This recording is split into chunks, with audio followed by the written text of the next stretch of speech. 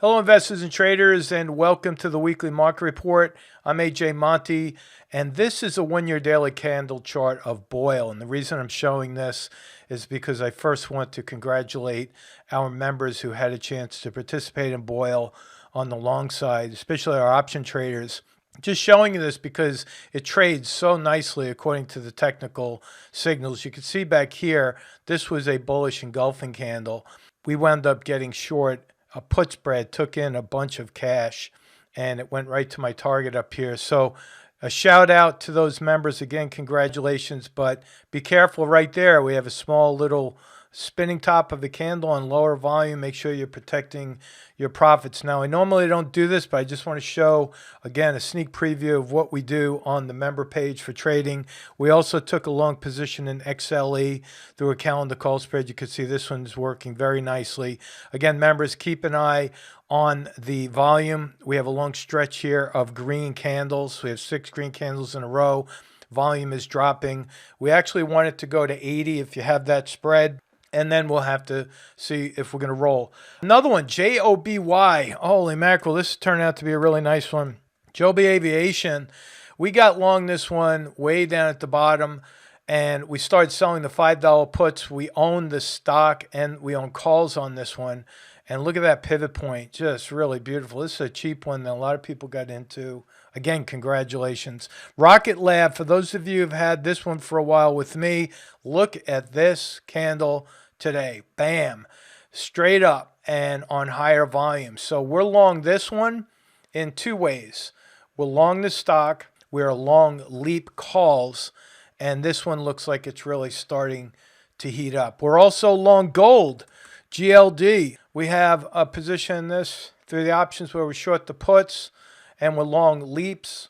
Again, if you're interested in learning how to make money, even with long positions in a bear market, you can go to Market Rebellion and subscribe to some of the services I put out. Now, for our equity traders, I'm just showing you some home runs here that we've had. Look at Coin.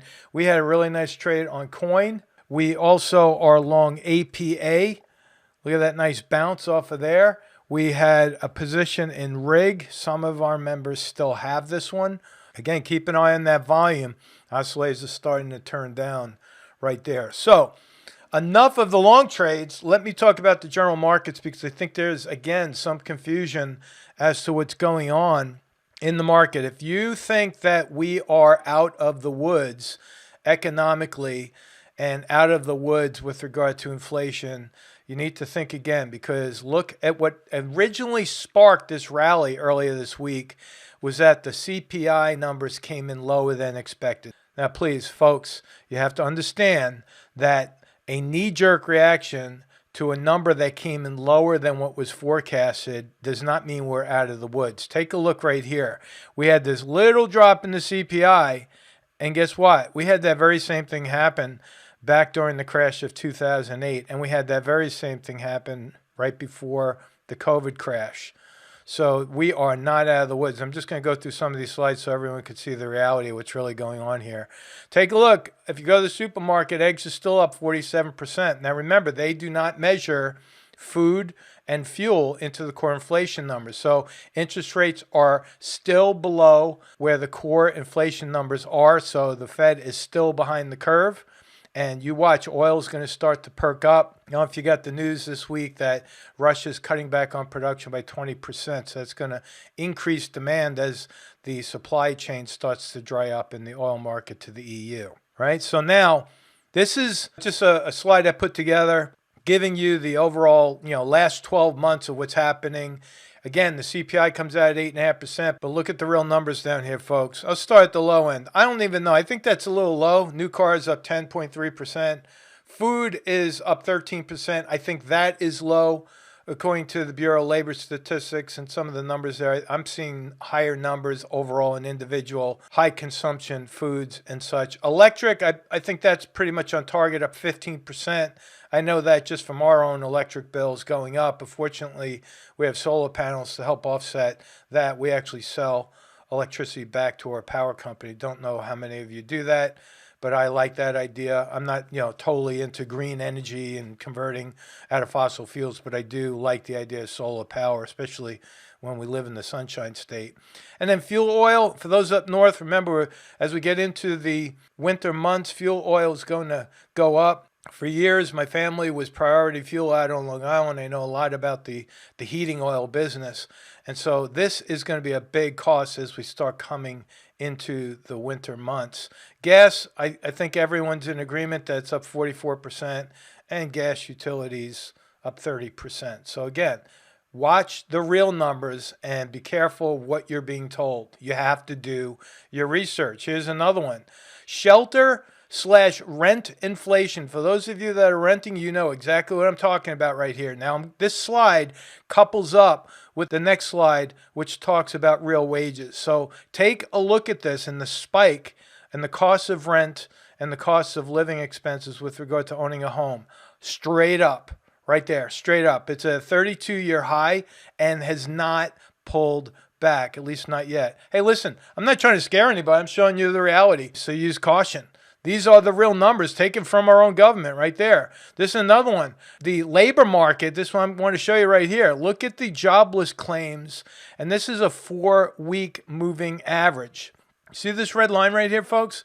That is an uptrend, if I've ever seen one. There's an uptrend, and it's getting ready to surpass the November highs back here. This is jobless claims, and that is coupling up with, guess what? Lower wages. Look at the earnings. This is very dramatic. I showed this on a webinar that I did with our members. And look what just happened in 1 year. We went from this high all the way down to this low in 1 year. Now, if wages are dropping, cost of living is going higher, and everything that goes along with inflation is increasing as well. Do you think we're going to have a soft landing? I don't know. That's what the headlines are telling us. Use your gifts of discernment and connect the dots as you look and research these numbers on your own. Take a look at this one. This is from our government again, showing consumer loans and credit cards. Now, this is slightly lower than what the real number is. In fact, CNBC yesterday announced that that number is now over $1 trillion. People are getting numb to what $1 trillion really is. And, I put this in perspective one at a time. 1 million seconds is 12.5 days. 1 billion seconds is 33 years. 1 trillion seconds is 3,300 years. Put a dollar sign next to that, and maybe it'll give you an idea of what we're dealing with. We have more debt that we've accumulated over the last 2 years as a nation than the prior 100 years combined. That is absolutely incredible. We are way beyond the point of no return. And now I want to show you some numbers. Again, before I get into the analysis of the general markets, let me just show you the cues right here. You might remember this chart from a while back where I showed you the stages of a bull market and a bear market according to Dow theory. Last time I showed you this chart, I drew a little blue arrow and I said we were right here. Where are we now? We're right here. We're right at this high right here. Now, if we start to pull back next week or the week after, which I think we will form a pivot point right here, and that will bring us completely into phase 2. A lot of people are asking me, hey, are we in phase 2 yet? Are we in phase 2 yet? No, we're not. We're still in phase 1, but we're at the brink of moving into phase 2. You need to have this pivot point lower in order to be in phase 2. And then phase 2 is another drop to a new low. So we'll drop below that low and then rally back up to the former low here, which was support. And remember that role reversal I talk about all the time. That will turn into resistance. And once this happens, we go into phase 3, which is capitulation. This is where option traders are gearing up for that. So again, we are at the brink of moving into phase 2. And let me show you exactly how this is played out. What I'm going to do is I'm just basically going to take a monthly chart of the Dow right here and more or less superimpose what I'm talking about with the bear market and basically just trace the lines. So phase 1 is where we come down, we bounce, we start into phase 2 with a pivot point, then we bounce, and then we pivot lower into phase 3 or capitulation. Now taking a look at what that looks like on the chart, you can see that we're right at this point right here about to pivot lower. This is nothing more than an ABCD pattern, really, where the top is point A, it goes down to a pivot point, point B. We cannot label that as C until we get the pivot, but once that pivot forms, it goes to C, and then from C we go to D, and it starts all over again. Now, if you want, again, an idea of what's happened in the past, you have to go back and look at the Fibonacci retracements as well. I'm not going to get too complicated here, but I just want to show you that in phase one of a bear market, as we go into phase two, it is not uncommon for us to see big bounces off the lows, especially in June. What am I talking about? Well, I'm just going to take my Fibonacci numbers right here. I'm going to mark from that high. I'm going to go to this low. And where are we right now? We're right at the 61.8 Fibonacci pullback retracement level right there. Keep that line in mind. I'm going to show you this on every bear market so you can see we are not in a bull market. We're in phase one of a bear market getting ready to go into phase two. How did that look in 2008? Well, if you go back and look, you can see right there we had the high to a pivot point. So AB went up to C. And then from C, we went into phase two, bounced just a little bit here, and then capitulation. What do the Fibonacci retracement levels say about that one? We'll take a look. If I mark from that high to this low, where did that bring us? Right where we are in the equivalent 61.8 Fibonacci, and it pulled back from that level. Again, I'm just trying to show you all what this looks like so you can see how history is going to repeat itself over and over again. I could even go back to the 1970s, 1974, when the markets went through a severe bear market where, again, we had this A, B, C, D. A to B, B to C, C to D, then capitulation. There it is. You see it? Where's the Fibonacci retracements bring us? If we go back in time and look from this high here to this low right there, there it is. 61.8 hits the line, pivots lower, and good night. We're into phase two. I can go as far back as 1929, actually. In fact, let's do that. Let's look at the crash in 1929 to see what's happened back when everything was looking good, coming out of the roaring 20s, right? What do we have? A to B, bounce, B to C, pivots lower, boom, and then phase three is right here. Capitulation. You see that? Again, where do the Fibonacci levels tell us it pulled back from? It's very easy. Learn how to use Fibonacci's. It's a great tool. Go from this high to this low, and exactly on that low, right there. This line right here, and it pulled back. Boom. So this is not about being right or being wrong. What we are doing here is basically graphing what's happened in history, overlaying that historic price pattern over the modern day charts and what we have right now. And you can see at 61.8, we could expect a pullback. Now, let's go right into the analysis now. I'm going to go back into the daily charts, and I'm going to change it up a little bit. I know I like to try to keep these videos 12 to 15 minutes. It might go a little bit over, but I assure you it's going to be worth it. Let's go to the Qs. Obviously, we did not hit that downside target. Do I think we will hit that target? Yes, I do. The big question is when. Here's what I'm going to do. It's a little bit of a change up. I'm going to go in here. I'm going to draw a price level, and I'm just going to draw a green dotted line. Bam, just like that. There's my price target. We could see a little bit higher next week because we closed right on the high, but look to the left. We have, guess what? We have a resistance point right there. So do not be surprised if next week or the week after we start to pull back. Remember, we have to see a pullback on the monthly chart, not the daily chart, for us to get into phase two. So next month is going to be a critical month. If we wind up lower next month in September, then it's game over for phase one. Then we start moving into phase two. Okay, so that is the Qs. That target has not changed. You can go back to last week's video and recap what we talked about then. DIA, same thing. Did that target hit yet? No, it did not. So I'm just going to draw a line right there. That's my green line. I'm going to leave that in place. You can see how far we are from this target, but I think we will get there. Now look down below.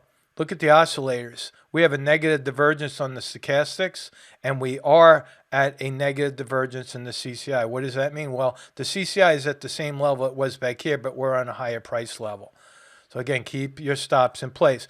Like I said before, our members are making money on individual long positions. You could do that in a bear market, but you have to be very quick to take your profits. Hence the reason why I did a shout out for those in our membership who have Boyle. Protect your profits.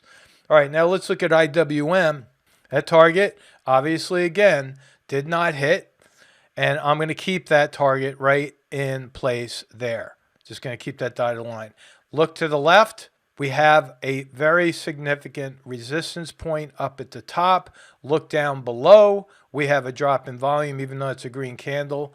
And we have a hinge forming on the CCI. Remember the negative divergence. See this high back here on the CCI? Look at where the candle was at that particular point in time. We were right here. We had a much higher high, but look at the highs on the CCI. They're lower highs. This is one of the most significant sell signals or bearish indications that you're going to get. Don't take my word for that. Go back and look at any time when we started selling off. Look at this. Look at this high right here down below on the CCI. That was on this price high right here. We went to a higher price high, but look at the CCI. Look how dramatic that is. Same thing was back here. Went to a higher price high, but we had lower price highs on the CCI. You have to pay attention. This is not a time to be getting, let's go buy everything and put our money to work because it's, the bear market's over. You have to be really careful, folks. I'm pounding the table on risk management for years now, and you can't go wrong protecting your position. Let's look at SPY. SPY, same scenario. We're right at a key resistance up here. I'm keeping my target down there. There's my green dotted line. I'm going to get rid of this because that green line takes over that. The downside target is still in place. Same thing. Negative divergences on the CCI right across the board. Negative divergences on the stochastics.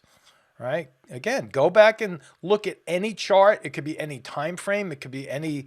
It could be any commodity. It could be any Bitcoin. It could be anything like that. Just make sure that you are following the charts and not following the television and the analysts that are telling you go. It's all over, soft landing. All right, let's go to the VIX. Now, this one's interesting because we had a bearish engulfing candle today on the VIX. The VIX could go a little bit lower next week. This is interesting because we have a positive divergence on the CCI. See this? We have the CCI at that low. We went to a lower price low on the VIX, but we have a slightly higher low on the CCI. That's a positive. So I do think that we're going to go just a little bit lower on the VIX, and then we're going to move right back up to my target up here. So I'm going to go ahead and put my green dotted line right there so there's no confusion. That's where my target is. It's no different than an analyst coming out and putting a high target on, any stock and keeping it there. They often revise their targets up or down. I keep that target in place. It will stay in place until we hit it. Then we start drawing new target levels. So that's it. Folks, I have to thank you again. The week before last, we hit 10,000 viewers. Last week, we had almost that. It'll eventually go over 10,000 as people go back and review for notes. But thank you for sharing. Thank you for liking. Thank you for your comments.